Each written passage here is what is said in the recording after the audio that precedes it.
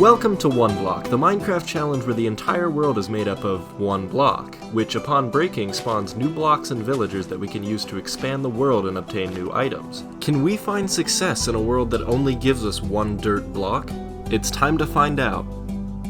We spawn in, and after taking a quick look around, realize that the entire world is made up of, you guessed it, one block. We break it, and then break it a little more, and then build a little platform so I have more than one block to stand on. All I really need right now is some wood, and funnily enough, that's also what I need in the game. Luckily, after mining about 20 dirt, the game starts giving us wood to mine, so we can finally make a crafting table and tools to make this whole thing go a little quicker. I keep breaking the block and expanding the platform, and eventually we get a villager to spawn. He has a couple of decent trades, but he only lets me buy 2 iron ingots and 10 grams of weed before he cuts me off.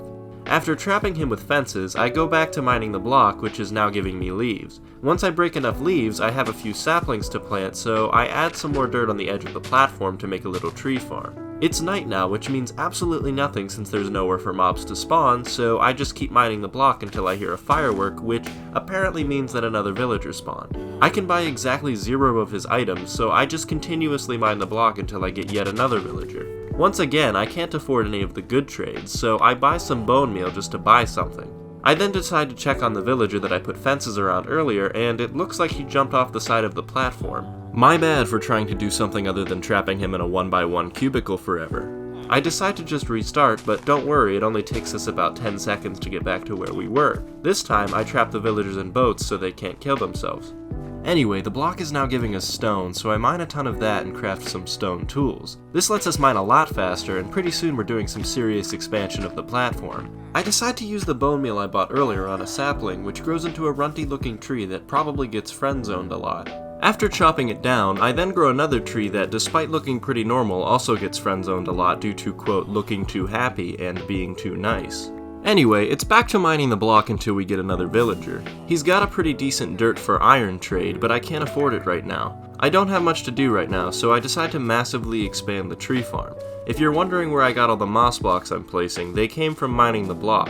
I just haven't shown the footage because most of what I'm doing has been mining the block, and that's pretty boring to watch. After placing all the saplings, I noticed that one of my villagers is missing, so apparently they just despawn after a while instead of killing themselves. In other words, I didn't need to restart the world, and I pretty much just wasted 20 minutes of my life that I could have spent scrolling through TikTok or Instagram.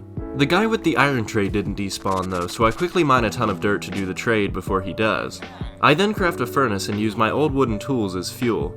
After smelting all the iron, I use it to buy a water bucket from one of the villagers. Unfortunately, he doesn't offer a second one, which I could have used to make an infinite water source.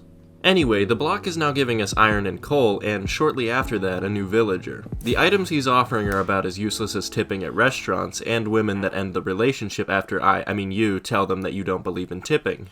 We end up buying more iron from the other guy though, and use it to craft a set of iron tools. We also use the coal we've mined to light up the island.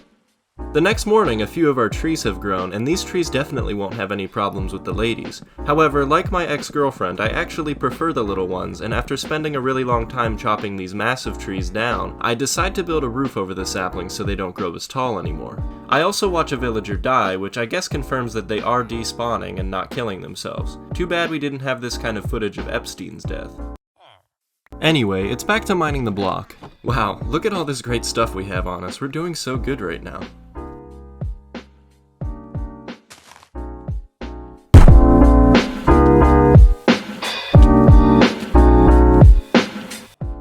We get our stuff back pretty quickly and mine the block for a few hours until we get another villager. I give him what seems like an unfair amount of iron for 20 string, but it does let us craft some wool for a bed, which we haven't had up to this point.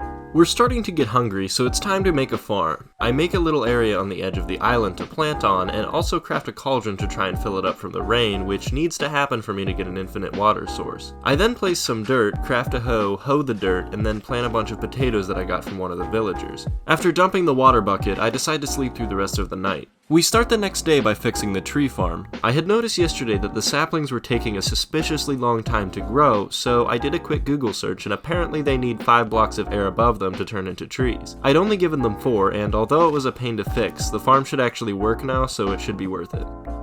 While we let that sit for a while, it's time to build a mob farm. After bridging out a sufficient amount of blocks, I start creating a platform for mobs to spawn on.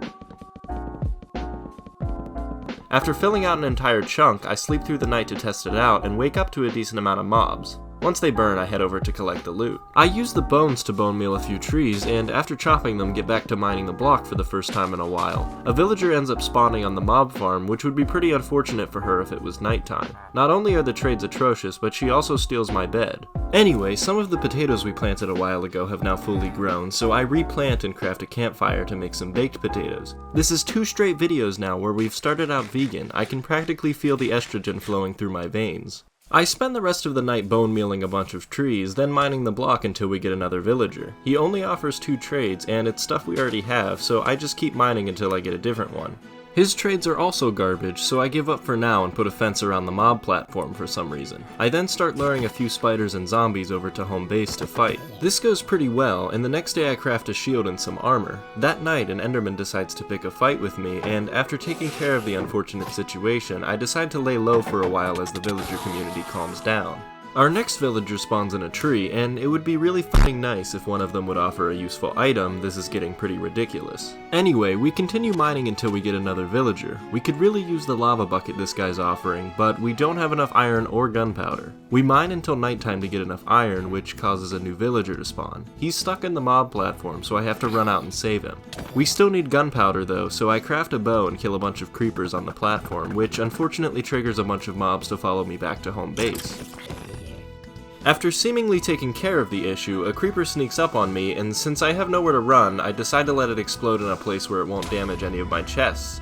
The next morning, I head out to the spawning platform to grab the gunpowder from the creepers I bowed down, but it already despawned for some reason. We're only 1 gunpowder short though, so I ask the villager for a discount. Unfortunately, like my landlord to all the single mothers in my apartment complex, he tells me to go fuck myself. Luckily, the villager we saved last night is offering buckets of pufferfish, so at least we'll be able to make an infinite water source now. I then patch the hole the creeper left last night with moss blocks, and then try to do the same thing with the hole she left in my heart. Haha.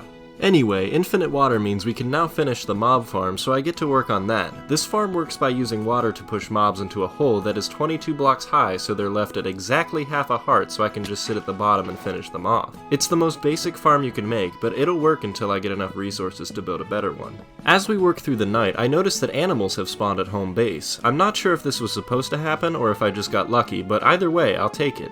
After fencing off a nice little area for the animals to play in, I start trying to get them to go inside. Not this brown sheep though, I don't want him mixed with the others. Just kidding, I was trying to break the boat. Will be my cover-up story. Anyway, my pufferfish thinks it's a smart idea to spike me, so I throw him into the void. We also get back to building the mob farm, and it's looking pretty good. We actually finished before nighttime, so now we get to see if it works. Alright, it works in terms of spawning mobs, but they keep dying on impact. I move the little platform at the bottom up by 1 block, which fixes the issue, and now we have a pretty steady stream of mobs to grind. It's also time for round 2 with the Enderman, and as per usual, we kill it easily. I spend most of the day mining the block, and it's now giving us redstone, which should be pretty useful once the villagers start offering me useful items instead of kelp and disc fragments. We spend the next couple of days doing nothing other than mining the block and sitting at the mob farm. We end up getting another sheep to spawn at home base, and I managed to get it in the animal pen without accidentally killing it, so we should have a nice little sheep farm going here soon. In other news, the block is now giving us diamonds, which is pretty rad. After mining a sufficient amount of them, we craft some diamond tools. We're getting new villagers pretty quickly now, and we're able to buy a camel and a goat from the next 2 that spawn. I'm aware that these animals are about as useless as my girlfriend's Tinder addiction, but we're pretty rich at this point, so it doesn't really matter what we buy. Anyway, the camel spawns pretty quickly, and after chaining him to the fence and taking a quick selfie, I go back to mining the block until I hear another villager spawn. He gets a pretty strange spawn, but he is offering a cow for some gold, and oh look, the goat is here too. I run back to the base to grab the gold, which is a mistake because apparently goats kill villagers. Are you serious? Like, what the? Instead of putting the goat down, I decide to name him Cupcake, leave him on a questionably strong leash, and tell my friends that, quote, he's never done this before. We eventually get a new villager that's offering a banner pattern and buckets of tadpoles, which I guess we'll buy. Unfortunately, one of the tadpoles jumps out of the little pond I made for them, but that's okay, we can just buy another one. We're kind of running out of space on the island, so I decide to branch off and make a completely new platform to build on. Once I finish the platform, I fence it off and decide to make a temporary storage unit for all the pointless items that I keep buying from the villagers. I wanted to make a full base, but I don't have enough blocks that aren't oak planks to make something that looks decent, so this is what we're doing for now. I make a little outline out of cobblestone slabs, then make a diorite floor. We then build up a little with some dripstone blocks I had laying around. We're pretty much out of random blocks now, so I decide to smelt all my cobblestone back into stone just to add a little variety. As we get stone out of the furnaces, I build up the structure some more. We also make the build wider for some reason. Anyway, we keep grabbing stone and building up until we're completely out of it. We've got this top hat looking thing going on here, so I decide to make the top of the build shaped like the number 1, which represents the number of dollars I've made on YouTube plus 1. Anyway, it's time to craft some diamond armor. This won't really help me in terms of gameplay, but it will help us get a better thumbnail for the video. Thanks for watching, and subscribe.